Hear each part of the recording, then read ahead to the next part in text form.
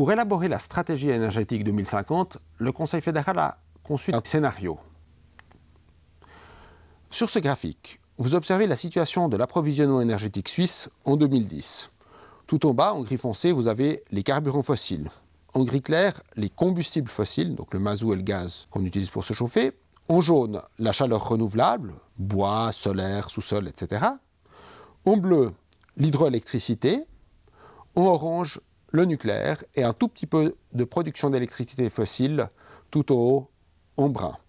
Il faut préciser que ce graphique ne contient pas le kérosène pour des raisons statistiques. En matière de carburant, l'idée est évidemment de gagner fortement en efficacité jusqu'en 2050 en réduisant la consommation de carburant, notamment grâce à l'électrification des véhicules. Dans le domaine du bâtiment, on cherche à économiser les combustibles, en particulier à réduire la consommation de mazout.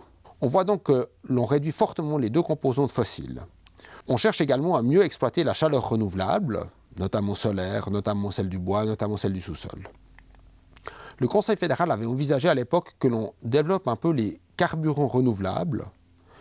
En réalité, il est douteux qu'on y arrive car leur bilan écologique n'est pas excellent. On arrive maintenant dans le domaine de l'électricité, avec en bleu l'hydroélectricité. Celle-ci est appelée à croître modérément. En effet, nos prédécesseurs ont déjà construit des barrages dans les meilleurs endroits où le flux d'eau est le plus régulier, les conditions les plus favorables pour construire des barrages. En vert, les nouvelles énergies renouvelables, appelées à se développer en 2020, en 2035 beaucoup plus substantiellement, pour atteindre leur vitesse de croisière en 2050. En orange, on a les centrales nucléaires. En 2020, elles devraient être encore essentiellement en fonction, même si en réalité le déclin est assez rapide maintenant. Par contre, dans son scénario, le Conseil fédéral est parti du principe qu'en 2035, il n'y aurait plus de nucléaire.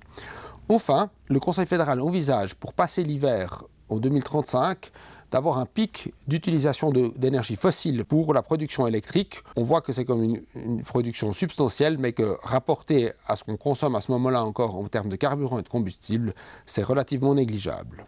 On passe d'une situation initiale avec 24% d'énergie renouvelable à une situation finale avec 58% d'énergie renouvelable en 2050. Si l'on ne faisait rien de plus que la politique actuelle, on irait dans la même direction, mais de façon moins marquée. Il est frappant de constater qu'en 2050, l'électricité qui ne faisait qu'un quart aujourd'hui fera désormais la moitié de l'approvisionnement énergétique. Cela ne surprend pas vraiment, car nous avons vu que l'électricité est extrêmement efficace dans son utilisation. En plus, elle peut facilement être récoltée de manière renouvelable. La stratégie énergétique 2050 est concrétisée dans une loi.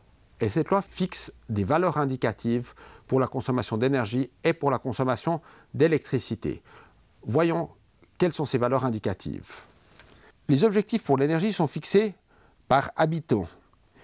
Et l'idée est dans 2020 d'avoir baissé de 16% la consommation énergétique par habitant en comparaison de l'an 2000.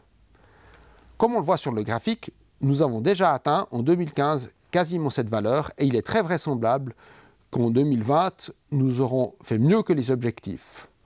Les objectifs pour l'an 2035 sont en revanche plus ambitieux, moins 43% de consommation énergétique globale.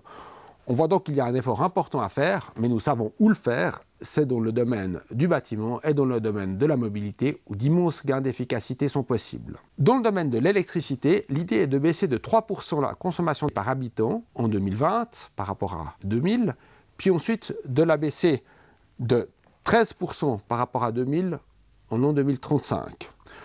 On voit que c'est une très faible baisse par habitant et comme le montre assez bien ce graphique, on est plus ou moins sur la bonne évolution puisque ces dernières années, la consommation électrique par habitant s'est stabilisée, elle a même un tout petit peu baissé.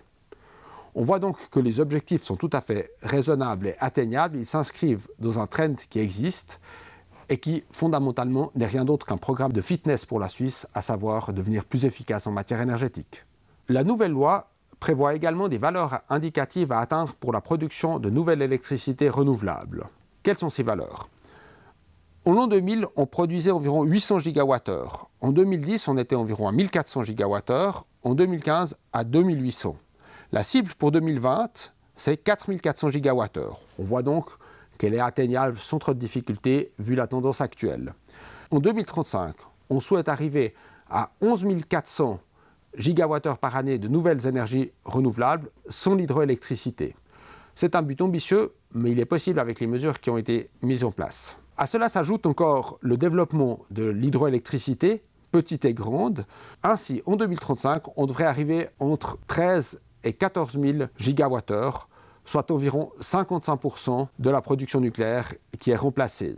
Évidemment, ce n'est pas l'entier du remplacement. Cette première étape de la stratégie énergétique n'a jamais prétendu remplacer l'entier du courant nucléaire, mais seulement une partie.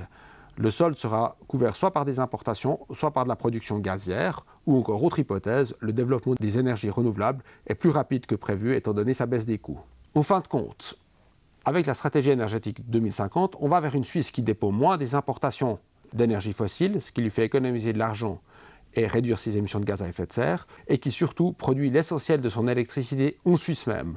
Et quand je dis produire, on pourrait presque dire récolter, car l'énergie primaire, le soleil, le vent et l'eau, arrivent gratuitement en Suisse. C'est donc un scénario que l'on pourrait presque qualifier de patriotique.